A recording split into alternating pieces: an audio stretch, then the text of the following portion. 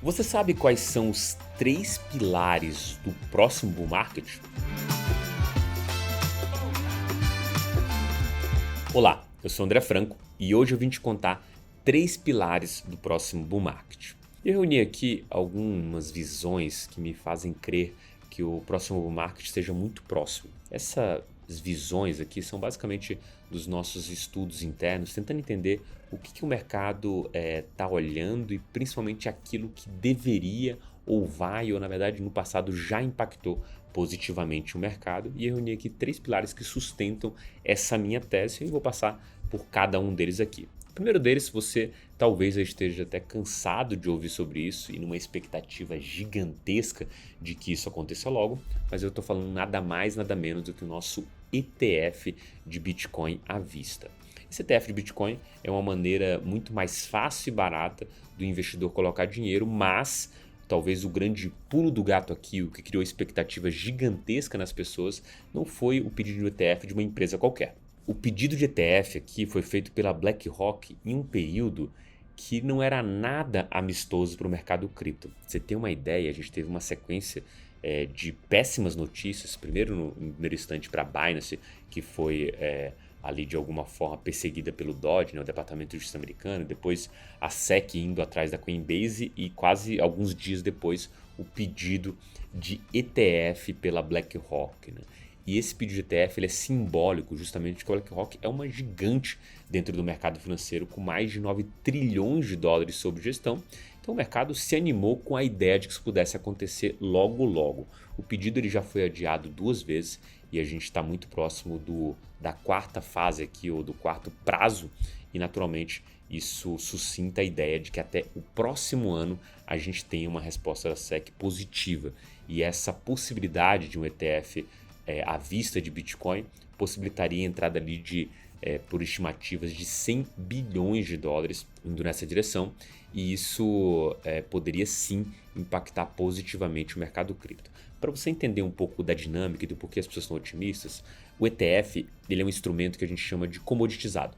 Se você tem um ETF de ouro e um outro ETF de ouro, basicamente eles mudam muito pouco. E se você cobra uma taxa, exemplo, de 1% e o outro 0,8% ou 0,9%, pouca diferença faz para a decisão das pessoas. A expectativa com esse ETF é altíssima. E naturalmente, quando a gente olha para essa possibilidade de entrada de 100 bilhões, a gente vê uma visão aí muito positiva para a compra de Bitcoin. Por quê? Diferente do ETF que a gente tem hoje, que é o ETF de futuros, o ETF à vista ele precisa ter o ativo em si sendo comprado. Ou seja, a cada um ETF de Bitcoin que você vê à venda no mercado, existe um Bitcoin sendo guardado ali em algum cofre, em alguma carteira, em algum local, porque ele precisa ter essa paridade com a emissão ali de um Bitcoin em ETF. A expectativa do mercado quanto a isso de que aconteça no que vem tem uma dinâmica muito interessante com a questão dos ETFs. Por que a gente fala isso? O ETF ele é um artigo comoditizado, ou seja, uma commodity. Tanto se você comprar aqui ou ali, pouquíssima diferença tem. Nesse quesito, quando a gente está falando de commodity, é basicamente um ETF vai cobrar 1% no ano, o outro 0,8%, 0,9%. Isso vai fazer pouca diferença para o investidor na tomada de decisão. Mas existe uma coisa que faz muita diferença na tomada do investidor, ali de qual ETF ele deve colocar em carteira: liquidez. E a gente está falando de liquidez, ela começa com uma dinâmica de AUM, né, que é o Asset Under Management, ou seja, o maior ETF ele tende a ser o que vai continuar crescendo, vai ser o maior, e tende a ser também o com maior liquidez. Ou seja, no momento em que a gente tiver a aprovação do ETF, se for só a BlackRock ou outras empresas aprovadas ali num colegiado em conjunto e colocando para rodar, vai existir uma corrida para ver quem que vai ser o maior logo de cara. Mas essa corrida, por mais que seja uma competição que de alguma forma ali cause alguns danos às empresas que estão nessa competição, porque a gente vai ter perdedores e ganhadores, para o Bitcoin é muito positivo. Todas as empresas vão fazer um esforço gigantesco para serem as maiores ou os maiores ETFs logo de cara. Para fazer isso, elas vão ter que comprar uma quantidade massiva de Bitcoins para guardar em carteira, para oferecer aquilo para os investidores que querem comprar um ETF. E isso talvez seja um drive de preço muito interessante para o Bitcoin. A outra coisa que também chama muito a atenção aqui e deixa a gente otimista é que a BlackRock ela tem um impressionante track record de 575 pedidos de ETF e apenas uma negativa. Pra você ter uma ideia do quão esdrúxulo foi essa negativa do ETF, a gente basicamente está falando de um pedido de ETF em que você, como provedora desse ETF, você não precisaria deixar claro aquilo exatamente que você estava investindo. Era basicamente uma caixa preta. Você me dá o dinheiro, eu invisto aqui nas coisas, te mostro uma rentabilidade, mas você não necessariamente sabe naquilo que eu estou investindo. Esse é o primeiro pilar do bull market que se aproxima. O segundo pilar é talvez uma coisa que você vai ouvir, se já não está ouvindo bastante, vai ouvir cada vez mais falar, que é o nosso tal halving do Bitcoin, ou como algumas pessoas chamaram aqui no Brasil, a meiadinha do Bitcoin. O que quer dizer esse termo? A cada 4 anos o Bitcoin sofre uma atualização em que a emissão de Bitcoins cai pela metade. A contagem aqui é basicamente em blocos, né? O primeiro bloco do Bitcoin ele minerava 50 bitcoins por bloco, ou seja, emitia-se novos bitcoins a cada bloco, que era mais ou menos a cada 10 minutos, a gente tinha 50 bitcoins. Depois de 4 anos ali, a gente teve uma redução para 25, depois 12,5 e atualmente estamos na fase de 6,25. O próximo halving acontece em 2024, ou seja, ano que vem, e esse halving ele tem uma perspectiva ou até uma profecia autorrealizável por trás, que geralmente foi drive de preço nas edições passadas. Então existe uma expectativa muito grande do mercado de que isso venha a acontecer novamente. A nossa visão aqui, analisando todos os dados e friamente os números aqui, é basicamente que além de ser uma profecia autorrealizável, o halving ele é uma campanha gratuita para o Bitcoin. A gente, quando vira o ano, quando começar 2024, as pessoas vão falar e quanto mais próximo desse evento, a busca pelo termo halving do Bitcoin vai crescer. Como você pode ver aí na tela, o termo halving do Bitcoin ao longo do tempo, basicamente quando o halving se aproxima, a data específica, as pesquisas aumentam porque a mídia inteira começa a falar desse tal halving e as pessoas começam a entender. A outra coisa que, além da campanha gratuita ou profecia autorrealizável, é que para as pessoas que estão estudando esse negócio e conhecem o Bitcoin pelas notícias do halving, existe basicamente um entendimento muito mais claro do que é política monetária rígida e imutável. O Bitcoin teve o último halving em 2020. Você lembra o ano de 2020 como foi marcante para o mundo inteiro? O mundo inteiro passou a imprimir dinheiro para tentar controlar ali os efeitos do que foi essa pandemia mundial. E essa pandemia ela está tendo consequências até agora, principalmente pela impressão exagerada de dinheiro. E naquele mesmo ano em que os governos adicionaram trilhões de dólares na economia, o Bitcoin cortou pela metade sua emissão. Quando a gente justapõe essas duas tecnologias, o dinheiro fiat, né, o dinheiro fiduciário, versus o dinheiro imutável com uma política monetária rígida, fica muito claro aqui a diferença entre eles e como um deles pode não talvez se tornar superior, mas existe sim uma utilidade diferente quando a gente compara com a moeda fiduciária.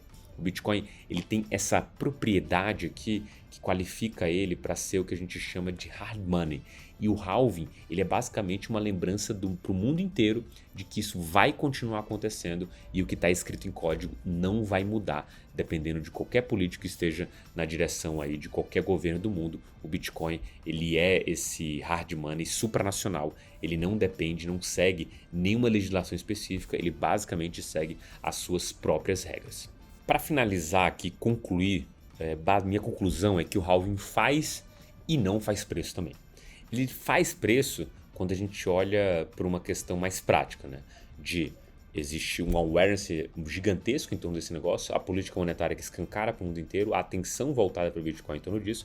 Então sim, ele faz preço porque ele gera curiosidade, as pessoas vão e compram o Bitcoin por acreditar que esse negócio vai se valorizar. E não faz preço do ponto de vista numérico e fundamentalista, porque basicamente a recompensa caindo pela metade tem pouca influência dentro da quantidade que já é negociada dentro do mercado hoje. Ou seja, a minha conclusão aqui é que se você quiser defender que o halving faz preço, vai estar certo. Se você quiser defender que ele não faz preço, ele também vai estar certo, mas sim é um dos pilares do próximo bull market. Por último, mas não menos relevante, está o nosso investidor de longo prazo. Você tem uma definição aí muito clara na sua cabeça.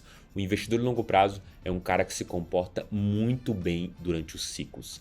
Ele acumula no momento de queda e vende no momento de alta, quase que religiosamente. Você está vendo aqui na tela o gráfico do preço do Bitcoin aqui em cinza, e em azul você está vendo o percentual dos Bitcoins que estão nas mãos desses tais investidores de longo prazo ou Long Term Holder, na sigla aqui os LTHs. Pode ver que ao longo do tempo você teve ali percentuais entre picos de percentuais de 82%, 76%, 68% e atualmente a gente está nesse percentual de 76%. Se a gente pegar o percentual de 82% aqui e considerar isso como a pré-história do Bitcoin, hoje a gente já está num recorde percentual da posição desses investidores de longo prazo. E para você ter uma visão, os 76% que a gente atingiu aqui foi basicamente o ano pré-2017. E esse ano pré-2017 foi basicamente a prévia do que foi o grande ano do mercado cripto em quesito de valorização.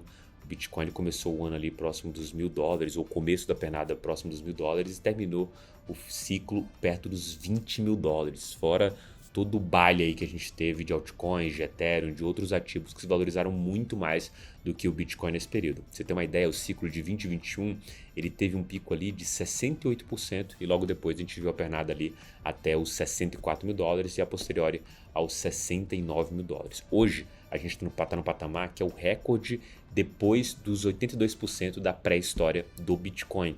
E se a gente considerar isso, a gente está falando do recorde atual da posição dos investidores de longo prazo, o que também me deixa bastante otimista, porque a gente pode ter lá na frente uma pernada muito parecida talvez com o que foi 2017. E isso, obviamente, anima muitos investidores. A minha visão desses três pilares é muito clara. O ETF ele é drive de demanda pelo Bitcoin, o halving do Bitcoin é drive de atenção e o percentual de long term holders mostra que a gente dificilmente vai ter quedas mais fortes a partir desse momento, justamente porque quase ali, mais de 3/4 na verdade dos bitcoins estão na mão desses investidores, ou seja, a quantidade de bitcoins que podem ser comprados ou vendidos ou negociados de alguma forma, ele é muito pequena perto do montante que está na mão desses caras.